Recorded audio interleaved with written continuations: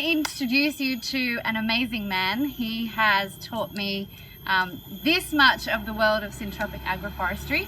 And let me tell you a little bit about him. He's the son of a German father and a Brazilian mother. At 12, he moved to the Oca de Brazil, is that correct? Yeah. Institute in Goiás, where he met Ernest Goetsch, the creator of syntropic farming. He began to learn and work with the techniques and remained there for 11 years. So he has so much wisdom and experience, and I got to witness that in a workshop in Malaysia. In 2010, he started his activities working with the indigenous people with courses and consultations facilitated by ATIX, which is Xingu Indigenous Land Association, ISA, and INPA, the National Institute of Amazonian Research. At the same time, he also he consults and instructs in several organizations with farmers, including the UN Landless Movement, which is the largest social agrarian reform movement in the world, which is impressive. Fazenda de Toca, Coopra Floresta, if I'm pronouncing that right, agroforestry farmers who have been living in agroforestry for 23 years. And since 2017, he has been gracing the world with his presence. He has been doing consultations and courses around the world, including Australia, New Caledonia, Africa, Madagascar, Malaysia, Indonesia, Europe, many places, and we are now blessed to have him right here. So welcome, thank you, obrigada. So I just wanted to introduce the idea of syntropic agroforestry. I believe that we can thrive with nature. So can you explain what is syntropic agroforestry and how does that thrive with nature? Bom, a gente vê que existe uma tecnologia na floresta, né? É como a natureza trabalha, né? Nas florestas tropicais, nas florestas do mundo, né?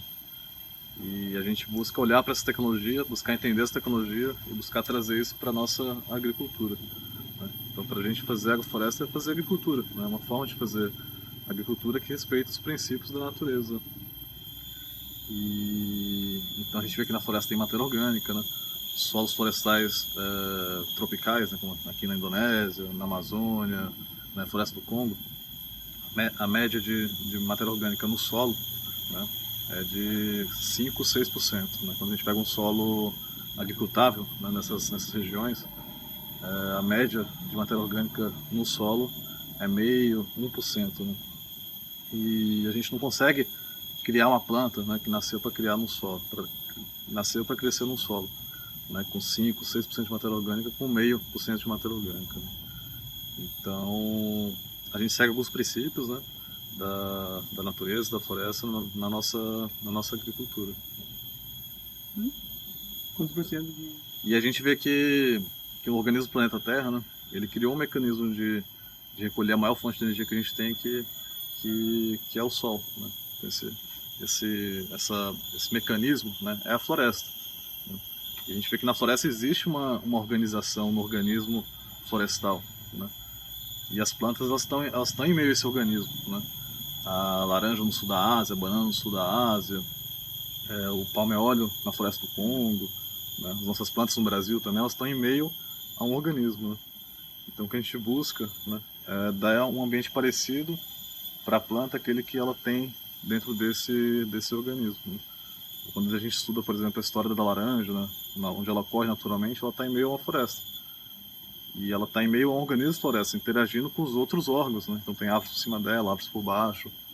Essas árvores não estão simplesmente sombreando, elas estão ciclando nutrientes, estão gerando matéria orgânica, estão filtrando a luz, né? Então ela está em meio a um organismo. Né? A gente costuma falar, mas se a gente tirar a laranja desse organismo e deixar ela fora do organismo, né? sem filtragem de luz, sem ciclagem de nutrientes, sem matéria orgânica, produz laranja? É normal as pessoas falarem que produz, a gente vê laranja produzindo fora do organismo.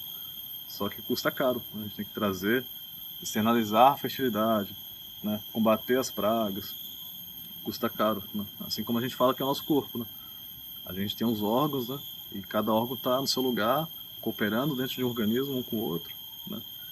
E dentro do corpo, né? O fígado, o coração não custa nada. Mas se a gente tirar o coração de dentro do corpo, né? A gente consegue manter ele vivo? consegue. Hoje em dia a gente estudou bastante, a gente gasta bastante dinheiro, a gente consegue manter o coração vivo fora do corpo, né? Mas isso custa caro, né? Assim como a laranja fora do organismo também custa caro. Então acho que o que a gente busca fazer é isso, né? Dar à planta um ambiente parecido àquele que tem na natureza, para ela ficar num ambiente saudável, né? Ficar independente dos insumos. Isso também traz uma libertação muito grande para os agricultores, né? Essa ilusão que os agricultores vivem de que se ele não for numa loja comprar um produto, ele não consegue plantar, não consegue produzir. Então, se aprender uma agricultura que depende de processo, depende de um facão, de uma motosserra e de processos, né, e não de insumos, isso também é uma libertação para as famílias que estão fazendo esse tipo de agricultura, né? Normalmente perguntam pra gente, mas e há quanto tempo existe agrofloresta no mundo? A gente acha que existe agrofloresta desde quando existe vida no mundo, né? E mais recentemente, né, existe muitas inspirações para a gente fazer essa agricultura. Como a gente está mais na América, convivendo mais com os povos da América, né? Quando a gente estuda um pouco a agricultura que essas pessoas faziam, né, na América, a gente encontra coisas muito parecidas com a agrofloresta, né? Por exemplo, a terra preta de índio, né, que é um dos melhores solos do mundo, né, que está na Amazônia. E aí isso desperta a curiosidade de pesquisadores, né, como é que existem solos de mancha altamente férteis em uma região que não é fértil, né? E aí quando o pessoal vai estudar isso, descobre que isso são áreas que foram construídas pela agricultura. Indígenas que faziam uma agricultura, que produzia bastante, era muito eficiente em produzir alimento. E o resultado dessa ação era construir solo, e construir solo fértil, né?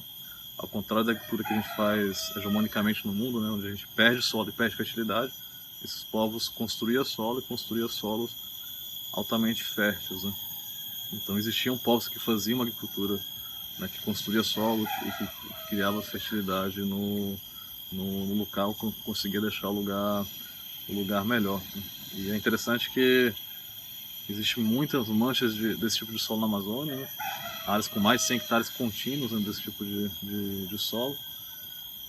Quando a gente pega também o primeiro registro do Brasil, né, a carta de Pedro Vaz Caminha, né, quando ele fala que os índios não fazem agricultura, que eles não plantam, que eles só comem dessa raiz que todo cantar, que ele está se referindo à mandioca e ao cará, né, e esses frutos que dão por todo canto, né. Chegamos no Brasil e encontramos um povo mais forte do que a gente, por mais trigo que a gente come, eles ainda são mais fortes do que a gente, apesar deles não fazerem agricultura, eles só comem dessa raiz que todo canto há, esses frutos que por si lançam seus frutos, né? E ele ainda termina a carta falando, mas se plantar nesse solo, tudo dá.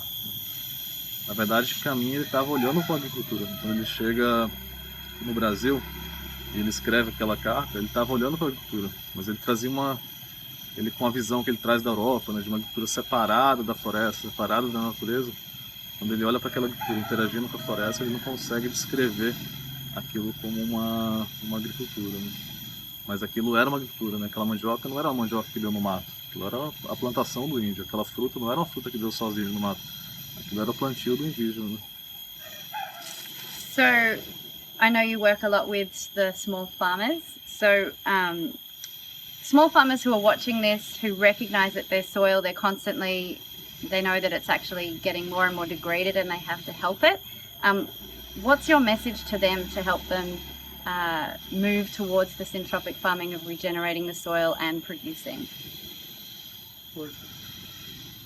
Eu acho que é um passo a passo, né? É importante começar, né? Uma coisa que os agricultores começam e acham muito interessante no Brasil fazer, né? Por exemplo, a gente tem a oportunidade de trabalhar no assentamento, um assentamento onde moram 500 famílias. Dessas 500 a gente tem conseguido trabalhar diretamente com 80 famílias, né? Então a gente deu capacitações, a gente plantou áreas com eles. As famílias estão plantando árvore, estão podando, estão cobrindo o solo, né? E aí você vê os vizinhos dessas famílias, né? Os outros que não estão diretamente participando do projeto, olha para o Zaqueu, olha para o jesuíta, olha para o Paraguai e fala, o Zaqueu ele tá doido, né? Começou a plantar árvore no meio da horta. A jesuíta está plantando árvore agora junto com as frutas, tá? Mas mesmo os agricultores que falam isso, né, que muitas vezes não entendem o processo como um todo, mas só de ver essas famílias fazendo essa agricultura, né, eles já começam a cobrir o solo, porque eles já veem muita vantagem em cobrir o solo, né? Cobrir o solo traz muito benefício para a agricultura. E aí a gente vê que é um passo a passo, que a gente fala, vamos cobrir o solo. Então a gente entra numa loja, se eu preciso cobrir meu solo aqui, eu vou plantar uma árvore, um capim lá, eu corto aquela árvore, corto aquele capim, trago e cubro o meu solo aqui. Mas quando a gente começa a fazer isso na prática, a gente vê que é muito pesado você puxar a matéria orgânica de um canto para o outro, né? Então de repente a gente já começa a querer plantar alguma coisa para gerar matéria orgânica, né? Então é meio que um passo a passo, né? Pra gente no Brasil é muito importante a gente estar junto, né? Através de cooperativas, através de assentamentos, né? Isso nos fortalece muito, né? A cooperação, né? Muitas vezes para a gente seria inviável a gente comprar um caminhão e conseguir fazer uma comercialização individualmente, uma família. Mas um grupo de 80, de 100 famílias, né? Começa a se tornar viável você ter um caminhão para atender essas 80, 100 famílias, você ter um trator e alguns implementos, algumas maquininhas para que possa atender essas 80, 100 famílias, né? E aí a gente também, isso é uma larga escala, né? No Brasil a gente fala muito isso, né? Pô, mas vocês são a favor da larga escala? Eu falo, lógico que a gente é a favor da larga escala. Mas o que é uma larga escala? É importante rever o que é uma larga escala. Muitas vezes 80, 100 famílias num assentamento, cada uma plantando 3, 4, 5, até mais hectares, né, por família. Isso também se torna uma larga escala, né, que é o que a gente tem vivenciado. Por exemplo, no assentamento Mário Lago, né, hoje tem 150 hectares de agrofloresta plantada, só que com 80 famílias tendo renda, tendo tomada de decisão, tendo divisão de terra. Então isso também é uma larga escala, né? Uma larga escala não precisa ser uma fazenda com um dono, né? Muitas famílias juntas, isso também se torna uma larga escala. Mas eu acho que é importante começar, né? Fazer alguma coisa, fazer um passo a passo, começar a cobrir o solo. Quando a gente cobre o solo já é uma revolução imensa, né? So right now, in Australia, a lot of the farmers are going through a very severe drought with no water. How can syntropic agroforestry help reverse the situation that Australia farmers are going through? Quando a gente vê o contrário acontecendo, quando a gente pega, por exemplo, a história da Ilha de Páscoa, né, que era um lugar florestal, de repente o pessoal derrubou a floresta e hoje é um lugar árido, né? Madagascar, existe relatos também disso, né, que era um país mais florestal, com a retirada de madeira, retirada de floresta, o país ele se tornou um país mais árido. E aí a gente vê isso acontecendo, né? E a gente também acaba vendo um pouco o processo contrário quando a gente vê famílias começando a trabalhar com agricultura mais florestal. Isso muda bastante a paisagem da região, isso tem mudado minimamente um pouco o clima, né? Mas sem dúvida também, né, vai tornar um ambiente melhor para se adaptar melhor a essas condições, né? Por exemplo, a gente trabalha em regiões mais secas no Brasil, né? E aí tem uma pessoa que acompanhou esses agricultores e aí viu que só da família está cobrindo o solo, né, com a matéria orgânica que foi produzida ali localmente. E aí, quando compara ele com o vizinho, os dois plantando hortaliça e o vizinho sem cobrir o solo, né, sem fazer agrofloresta, aquele que não cobre o solo, que não faz agrofloresta, precisa molhar 75% a mais do que aquele que está fazendo agrofloresta está cobrindo o solo, né? Então a gente até brinca que, né, a primeira aula da agronomia de irrigação deveria ser a cobertura do solo, né? Só de você cobrir o solo, você está diminuindo 75% a menos de água que você tem que molhar o solo. Então, desde coisas mínimas, como você cobrir o solo, você vai estar economizando água, até uma coisa mais macro, de conseguir mudar o clima da região, né? Há quem diga que toda a floresta amazônica ela foi plantada por indígenas, né? E é interessante a relação da Amazônia com o sudeste brasileiro. Os pescadores normalmente eles olham para o mapa, né? E aí falam, mas como que o sudeste do Brasil, o centro-oeste, ele não é um deserto, né? Porque os desertos eles estão ali naquela faixa, né? Atacama, Namíbia, Saara, Austrália, né? Todos os desertos, né? Vários desertos estão naquela mesma faixa do sudeste, do sul do Brasil. E aí tem um pescador muito interessante no Brasil que um inglês, ele viajou de avião o país inteiro e ele coletava gotas de água no céu e ele vinha mapeando como que os ciclos de chuva se formavam, né? E ia no centro do Brasil, no sudeste, e aí ele viu que a umidade ela vem do oceano, ela cai na Amazônia, essa água ela é transpirada, né, pela floresta e ela vai vindo até o centro-oeste, o sudeste do Brasil. né? Um pouco de influência dos Andes, que acaba remetendo essa umidade, né? E ele até chegou em umas contas que ele fala que existe mais água nos céus da Amazônia do que se você juntar todos os rios da Amazônia, que são rios imensos, como o Rio Amazonas, Tapajós, Xingu, né? São rios imensos. Se você juntar todos os rios da Amazônia, corre mais água pelo céu da Amazônia do que pelos rios terrestres, né? Que eles chamam isso de rios voadores, né? E aí, graças a isso, a gente tem um PIB agrícola altíssimo no Sudeste, no Centro-Oeste brasileiro. Então, plantar floresta é como o mestre Ernesto fala, né? Plantar água, né? The back of that t-shirt, it says, "The revolution will be agroforestry." How do you see this How do you see this happening? Principalmente traz uma libertação muito grande para os agricultores, né? Como um agricultor falou assim, o dono da loja de produto, que eu compro produto nele, tá... Uma vez a gente foi dar um curso na Bahia, né?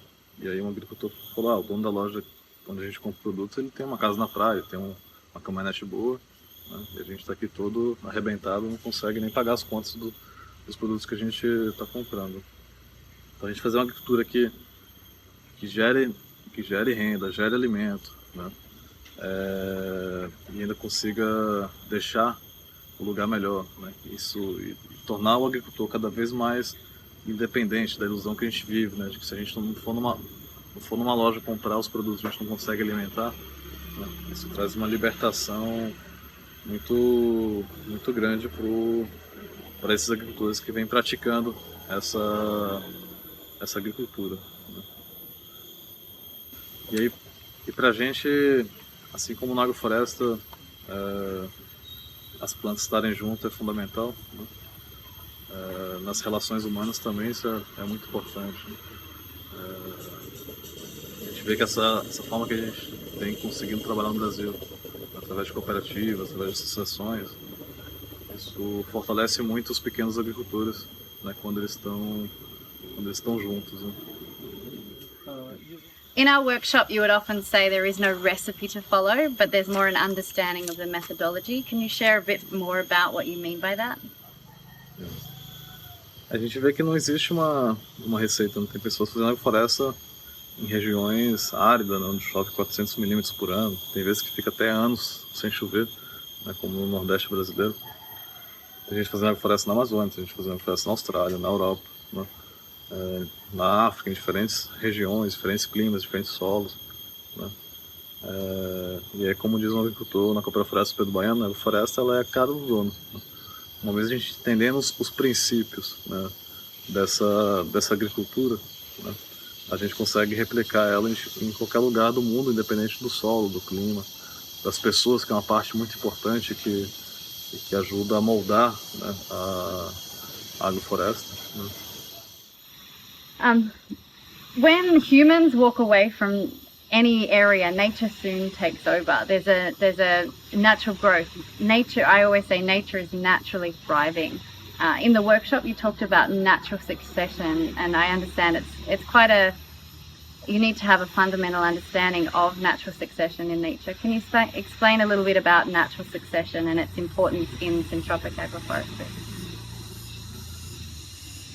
Então, cada ambiente, né, a natureza ela sempre vai caminhar para mais vida, né? Você pegar um lugar duro, né, batido, muito degradado, se você não fizer nada, né, que tipo de planta que vai vir ali? Será que é um mamão? Será que é uma banana? Né?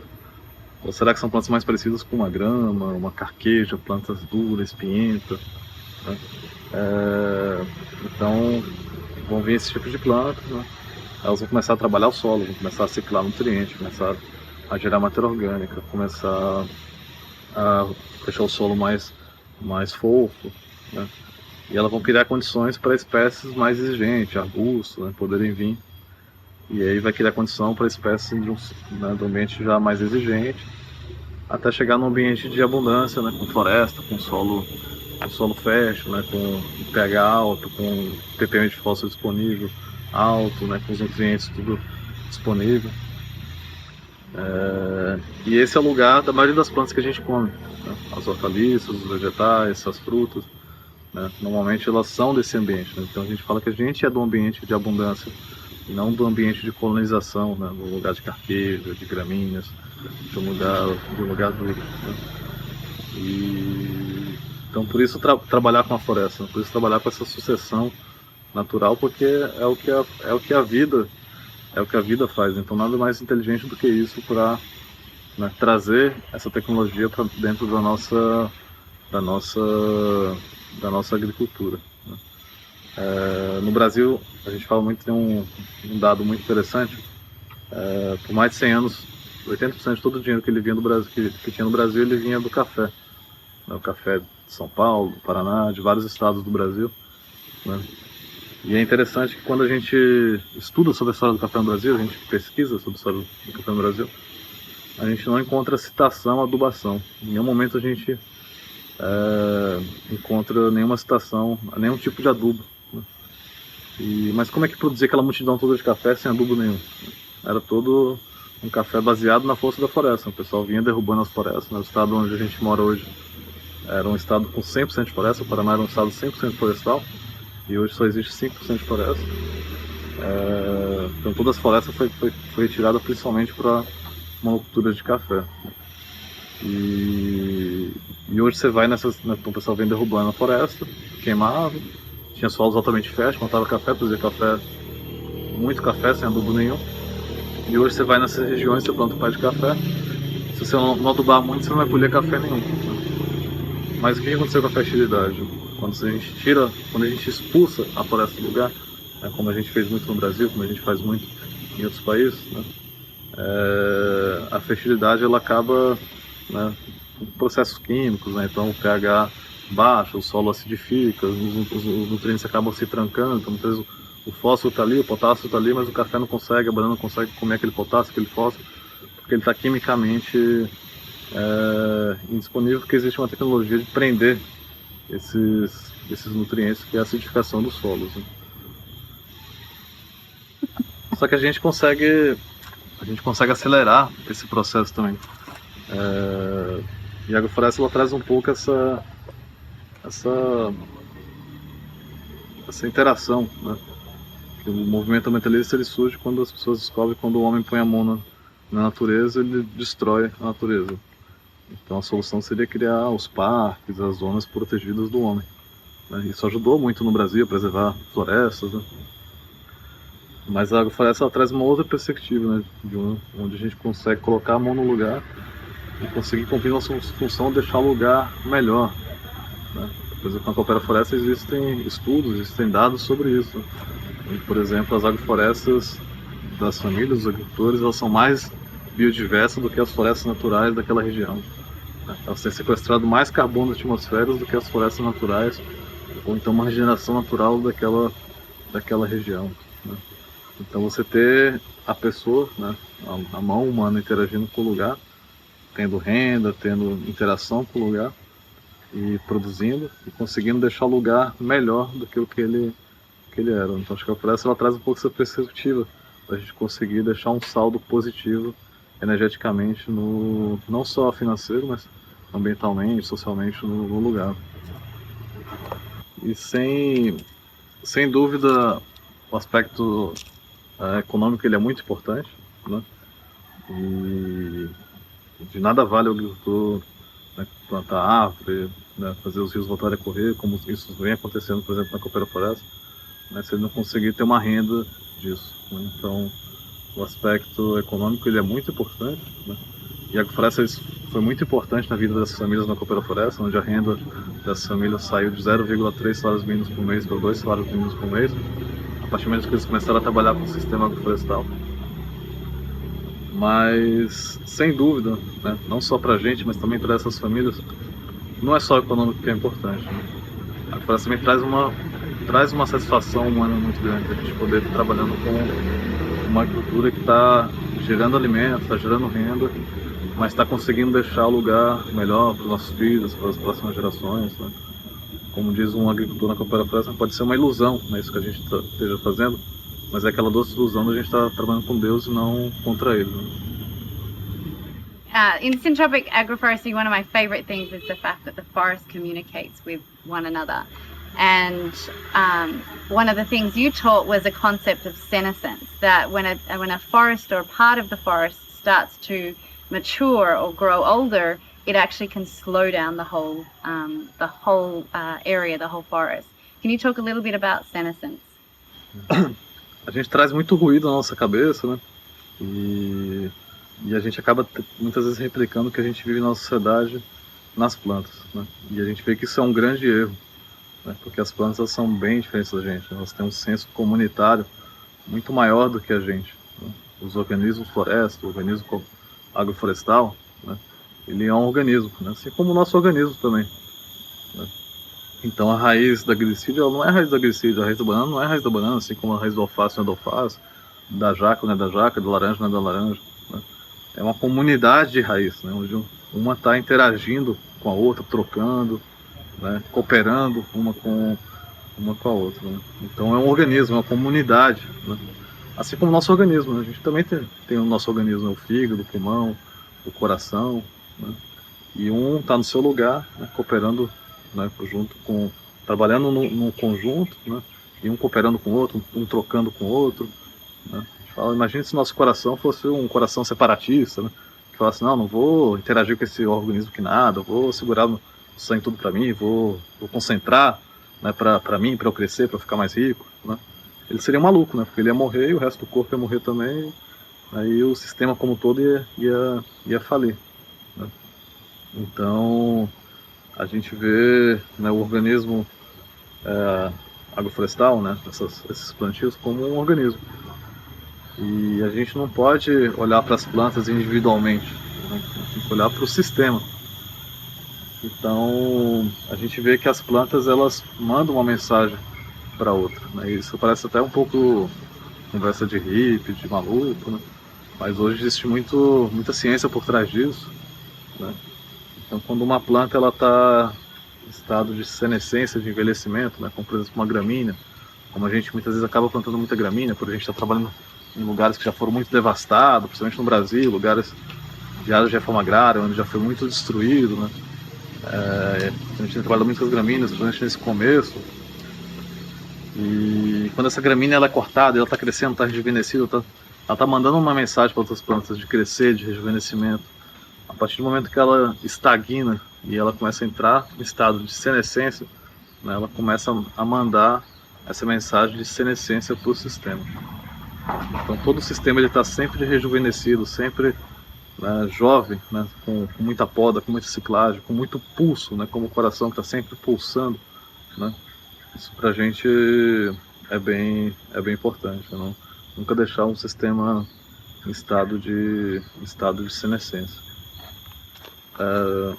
Como diz o Nelson, né, que é uma pessoa que foi muito importante na minha vida, a natureza, Deus não criou a natureza e foi embora, né? Ele recria a natureza a cada dia, né?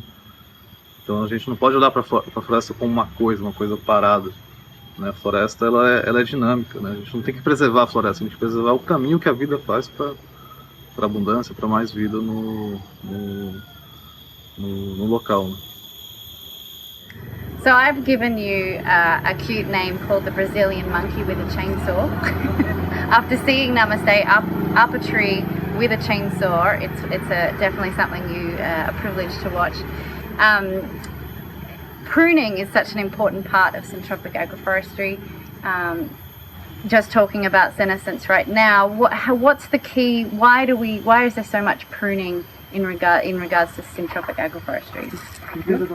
A gente costuma dizer que todo agrofloresteiro, antes deles ser um bom plantador, né, primeiro ele tem que ser um bom criador, né? Mas não é um criador de vaca, de carneiro, de galinha, né? É um criador de minhoca, de micro-organismo, né? Da vida do solo. Só que essa vida do solo ela precisa de comida, né? Precisa de comida para viver, né? Para fazer cocô, né? E o cocô vai virar estrume, que vai virar fertilidade pro solo, né?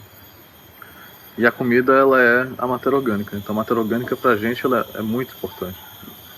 A gente vê que é fácil o agricultor entender que é bom cobrir o solo porque ela traz muitas vantagens para a agricultura, né? Como por exemplo evitar o mato. A gente vê que quando a terra está descoberta, né, como se fosse uma ferida, e aí a natureza ela vai ela vai arrumar uma estratégia para cobrir essa ferida.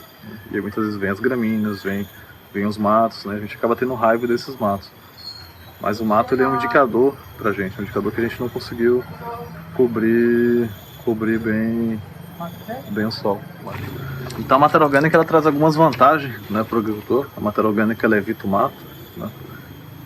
Quando a gente tem a terra descoberta é como se fosse uma ferida, né? E a natureza ela vai usar uma estratégia para cobrir essa ferida. E aí muitas vezes acaba vindo as gramas, acaba vindo os matos, né? Então o mato ele é um indicador de que, né, que aquele solo está descoberto e precisa ser coberto. E a gente vê quando a gente consegue cobrir bem o solo, né, a gente consegue não ter mato nesse lugar. Quando a gente faz bem o dever de casa de cobrir bem o solo, a gente consegue não ter mato no local. A matéria orgânica traz fertilidade para o solo, a matéria orgânica segura a umidade no solo, né? Então tem várias vantagens, né, de você estar cobrindo o solo. Mas, como a gente falou, é fácil o agricultor querer cobrir o solo e trazer matéria orgânica de fora. Mas o segundo passo é a gente conseguir produzir matéria orgânica no próprio local. E por que produzir matéria orgânica no próprio local? Porque é mais fácil, né? Você poda uma árvore, a matéria orgânica já está ali. Você corta um capim, a matéria orgânica já está ali do lado. Mas principalmente porque quando a matéria orgânica é produzida localmente, né, essa árvore, essas plantas que vão gerar matéria orgânica, elas vão ter outras relações também, outras interações além da cobertura, da produção de matéria orgânica. A gente vê quando a gente tem uma árvore, ela tem raiz proporcional à copa. Quando a gente poda essa árvore, ela reduz parte das raízes. Então isso vai trabalhar o solo também. Quando a gente poda uma árvore, ela rebrota, né? Então ela manda uma comunicação de rebrota, de crescimento, para o que a gente plantar ali no lugar, né? Então a poda para a gente ela é fundamental, né? A poda ela acelera os processos dentro do sistema, né? Por isso que quando a Coopera Floresta vai fazer, né, quando fez as pesquisas relacionadas a sequestro de carbono, né, comparando com florestas naturais daquela mesma região, ou uma regeneração natural naquela mesma região, tem se visto que as agroflorestas com as famílias têm conseguido sequestrar muito mais carbono do que uma floresta ou então uma regeneração natural naquela região, né? E aí pra gente isso é importante, né? Não porque está sequestrando carbono, que é uma coisa muito importante também, mas o carbono ele está muito relacionado à fertilidade do solo. Isso é um indicador de que o solo está melhorando, né? Tem agricultores na Coopera Floresta que falam que o solo vinha crescendo, né? E a gente falou assim, mas como assim o solo está crescendo? E aí o pessoal desenvolveu uma metodologia de medir esse crescimento de solo, né? Com pesquisa, você coloca metros quadrados em vários pontos das áreas, coloca uma régua e acompanha quantos centímetros de solo vem crescendo por ano. E alguns agricultores de 2 até 3 centímetros de solo sendo construído por ano, né? Então isso é feito através de muita poda, através de muita ciclagem de nutrientes, que é feito através da poda que as famílias fazem, né, no sistema. Então a poda ela é uma parte muito importante dentro da agrofloresta. Quanto que é o crescimento de solo numa floresta, pessoas que estudam floresta? Yes. As pessoas que estudam florestas tropicais, né, como floresta amazônica, floresta aqui da Malásia, da Indonésia, né, normalmente fala que para uma floresta natural construir 1 centímetro de solo, né, demora quase 100 anos, né? Então é 100 anos sem o Paraguai, sem os Aqueus, sem os jesuítas, sem o Pedro Baiano, né? Mas com o Pedro Baiano, com os jesuítas e com o Paraguai, né, a gente tem conseguido 2, 3, até mais centímetros de solo sendo construído por ano, né? One of the things I've learnt from you is that monoculture, the normal agriculture, is two-dimensional, width and length. One of the things I love about syntropic agroforestry is that it's more four-dimensional. It also talks about space and time. Can you talk a little bit about stratification? Então a gente geralmente fala da estratificação, né? A gente chega a falar em 19 tipos de estratos, né? E aí a gente fala em 4 estratos, né? Para simplificar um pouco o entendimento, né? A gente fala no estrato baixo, estrato médio, o alto e o emergente, né? A gente vê, quando a gente voa, por exemplo, essas florestas aqui dessa região, a gente vê que tem algumas árvores que elas emergem em meio ao sistema, em meio ao organismo, né? E E aí muitas vezes a estratificação ela acaba confundindo a gente, porque tem vezes que uma planta de porte baixo acaba sendo de extrato alto, e aí uma planta de porte alto acaba sendo extrato médio, né? Porque a estratificação ela não é exatamente a altura da planta. A estratificação está relacionada muito à necessidade de luz de cada planta, que está relacionada ao centro de origem da planta, né? Então quando a gente pega, por exemplo, a cerola, né? Apesar dela ser uma planta de porte baixo, ela é uma planta de extrato alto, porque lá no Caribe, né, onde ela é o centro de origem da acerola, é um ambiente árido onde todas as plantas são baixas, né? Então naquela terra de baixinho, né, a acerola é uma das plantas mais altas. Então se a gente traz ela aqui para um ambiente mais tropical, né, mais florestal, a gente planta lá embaixo, por exemplo, de jaca, de manga, que também são plantas de extrato alto, ela não vai aceitar, né, porque ela é uma planta de extrato alto. Então a gente busca respeitar essa dimensão, que são os estratos, que é o espaço que cada planta ocupa dentro do organismo, dentro do sistema, né, e dentro de cada tempo. Então, ao mesmo tempo que, por exemplo, uma fruta-pão é emergente, o mamão também é emergente. Ao mesmo tempo que uma fruta-pão e um mamão é emergente, um milho também é emergente. Só que são plantas emergentes em tempos de vida diferentes. Então, quando a gente respeita esses princípios, né, de pensar as plantas no espaço e no tempo, a gente consegue juntar, né, as plantas no mesmo lugar. E aí, como diz uma grande professora do Brasil, a Fabiana Peneireiro, uma vez a gente entendendo esses princípios, né, o limite é a nossa criatividade, de adaptar isso, né, para a nossa realidade, para o nosso clima, para o nosso lugar, montar o nosso sistema adaptado para a nossa região.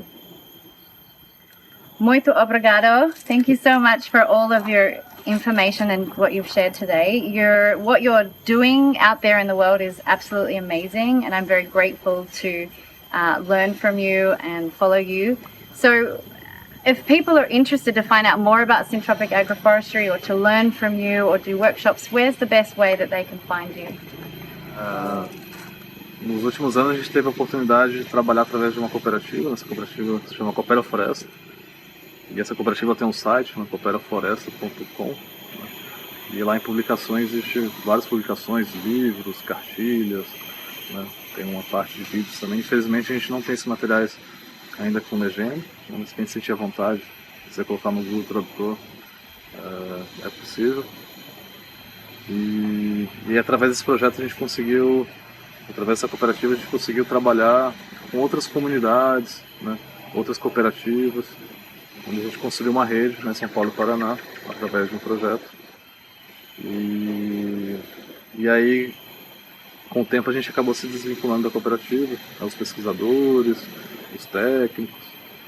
Então, nesse momento atual, a gente montou uma rede, a gente chama Rede Agroflorestal Agroecológica, né? Então, a gente busca fazer uma agrofloresta seguindo os princípios da agroecologia, né, sendo socialmente justa, sendo sem produtos químicos, né, seguindo os princípios da agroecologia.